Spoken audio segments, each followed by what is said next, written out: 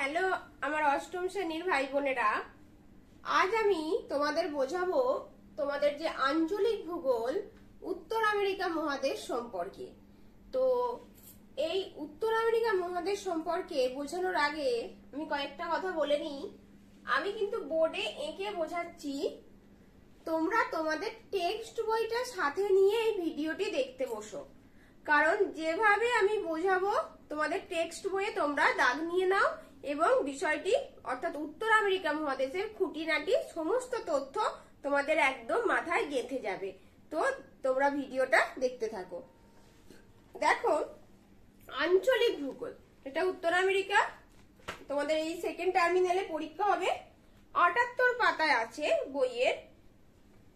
তো উত্তর আমেরিকা মহাদেশ যেটা বইয়ের প্রথম পেজেই আছে, ক্রিস্টোফার কলম্বাস প্রথম এই মহাদেশটাকে আবিষ্কার করতে গিয়ে তিনি প্রথম ভারতীয় দ্বীপপুঞ্জ বলে ভুল করেন। তাহলে ভালো করে, ক্রিস্টোফার কলম্বাস কিন্তু অন্য মহাদেশ বলে বুঝতে পারেনি, তিনি ভেবেছিলেন আমাদের ভারতেরই একটা অংশ, তিনি ভুল করেছিলেন। তার পরবর্তীতে আমেরিকো ভেসপুচি নামে এক পর্তুগিজ নাবিক তার পথ অনুসরণ করে আসে এবং এখানে উপস্থিত হন এবং তিনি বুঝতে পারেন এটা একটা নতুন ভূখণ্ড এবং তার নাম অনুসারে একে বলা হয় আমেরিকাম। তো আমেরিকার দুটো অংশ, আমেরিকা মহাদেশকে আমরা দুটো ভাগে ভাগ করি, একটা উত্তর আমেরিকা, একটা দক্ষিণ আমেরিকা। এই হলো বেসিক ইন্ট্রোডাকশন পার্ট। তাহলে তোমাদের এই যে আমেরিকা অভিযান বলে যে স্টোরিটা দেওয়া আছে, তোমরা এটা অবশ্যই পড়ে নিও। তো এবার আমি দেখো মূল টপিকে যাই। এখান থেকে তোমরা প্রধান নদী পড়ো, উচ্চতম শৃঙ্গ ম্যাককিনলে, এটা অবশ্যই মনে রেখো, আর প্রধান নদীটা। আর এটা দেখতেই পাচ্ছ, এই যে ভালো করে দেখো, আমি বোর্ডে এঁকেছি, এইটা উত্তর আমেরিকা, ঠিক উত্তর আমেরিকা মহাদেশের সাথে দক্ষিণ আমেরিকা মহাদেশ যুক্ত আছে পানামা যোজক দ্বারা। তাহলে আমাদের সিলেবাসে এখন আমরা পড়বো উত্তর আমেরিকা মহাদেশের যাবতীয় খুঁটিনাটি বিষয়, ভূপ্রকৃতি, জলবায়ু ইত্যাদি। তো দেখো, এখানে এটি তৃতীয় বৃহত্তম মহাদেশ, তোমরা ক্লাস 7-এ এশিয়া আর আফ্রিকা পড়েছিলে, আর এখানে উত্তর আমেরিকা, দক্ষিণ আমেরিকা আর ওসিয়ানিয়া পড়বো। তো দেখো, তোমাদের বইয়ের প্রথমেই যে ৭৯ পাতায় এই মহাদেশটা যেটা শুরু হচ্ছে পানামা যোজক, প্রথমেই বলি যোজক কথার অর্থটাই হচ্ছে যে ভূখণ্ড অন্য দুটি বৃহৎ ভূখণ্ডকে যুক্ত করে তাকে আমরা বলবো যোজক। আর এখানে আমরা দেখছি উত্তর আমেরিকা, এই যে উত্তর আমেরিকা মহাদেশ এখানে শেষ হচ্ছে আর দক্ষিণ আমেরিকা মহাদেশ শুরু হলো।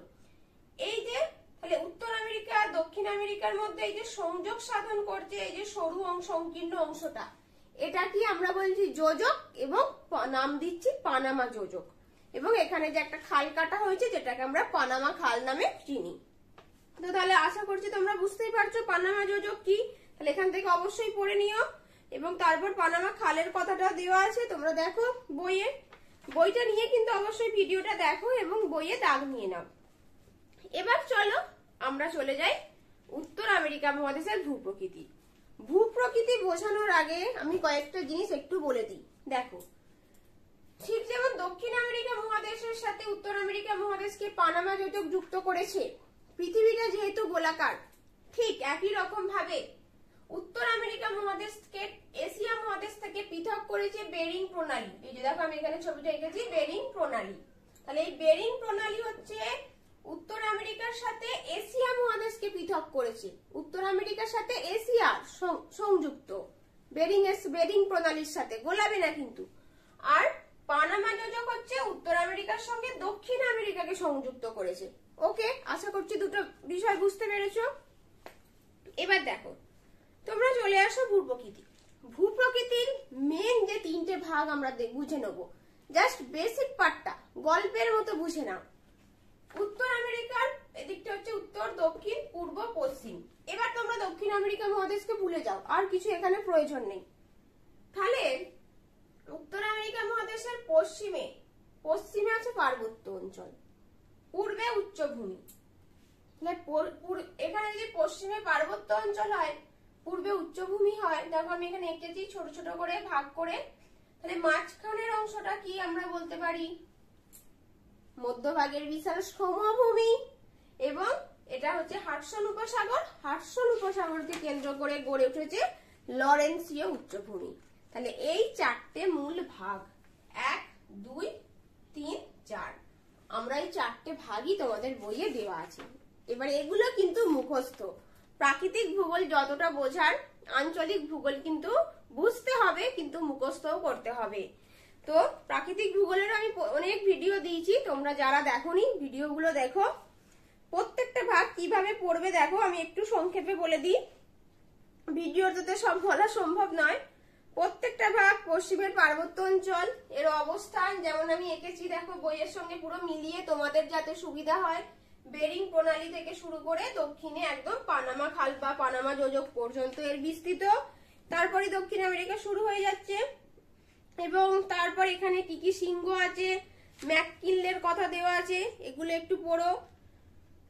আর কর্ডিলেরা, কর্ডিলেরা মানে শৃঙ্খল, অর্থাৎ শৃঙ্খল আমরা কেন বলবো, উত্তর আমেরিকা মহাদেশের এই যে পশ্চিমের পার্বত্য অঞ্চলটা কতগুলো নবীন সমান্তরাল ভঙ্গিল পর্বত দ্বারা যুক্ত।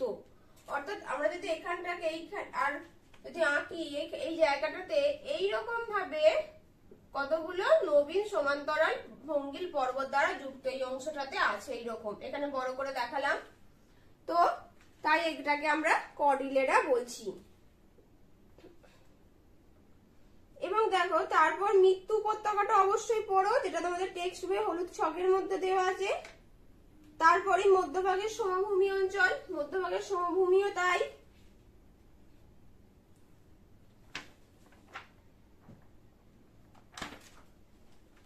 এবং মধ্যভাগের সমভূমির অন্তর্গত যে পঞ্চহ্রদ অঞ্চল, সুপিরিয়র, মিচিগান, হুরন, ইরি, অন্টারিও, এই পঞ্চহ্রদ অঞ্চল, যেটা এই অঞ্চলটাতে গড়ে উঠেছে পঞ্চহ্রদ অঞ্চলটা, মধ্যভাগের সমভূমির এই অঞ্চলটা, পঞ্চহ্রদ অঞ্চলটা, এই অঞ্চলটায় ছোট ছোট 5টা হ্রদ পুরো পাশাপাশি অবস্থিত, তাই একে আমরা বলছি পঞ্চহ্রদ অঞ্চল। এটা কিন্তু খুব ভালো করে পড়তে হবে।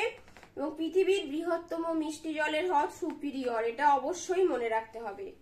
তারপর আমরা দেখছি কানাডীয় বা লরেন্সীয় উচ্চভূমি, এটাও তোমাদের মুখস্থ করে মনে রাখতে হবে। এটা একটা প্রাচীন সিল্ট মালভূমি, মানে শক্ত শিলা দ্বারা, কঠিন শিলা দ্বারা প্রাচীন অঞ্চল যে গঠিত, এবং শেষ ভাগ পূর্ব দিকের উচ্চভূমি। এবং মাউন্ট মিসেল পূর্ব দিকের উচ্চভূমির সর্বোচ্চ শৃঙ্গ। তো এই গেল উত্তর আমেরিকার আমাদের ভূপ্রকৃতি। তো আশা করছি তোমরা বুঝতে পেরেছো ভিডিও আমার পড়ানোর ধরনটা, এবং তোমাদের ভিডিওটি ভালো লেগেছে। তো যদি আমার এই ভিডিওটি ভালো লাগে অবশ্যই একটা লাইক করে দিও এবং আমার চ্যানেলটি সাবস্ক্রাইব করে দিও। আর এখান থেকে আর কি কি পড়বে আমি একটু বলে দিই। গ্র্যান্ড ক্যানিয়নটা অবশ্যই পড়ো, গ্র্যান্ড ক্যানিয়ন পরীক্ষায় আসে। এবং হ্রদের নামগুলো, যেটা নদীর নাম, এই যে হ্রদ, আর তারপরের পাতায় নদী এবং সেখানে নদীর উৎস, এগুলো কিন্তু তোমাদের পড়তে হবে।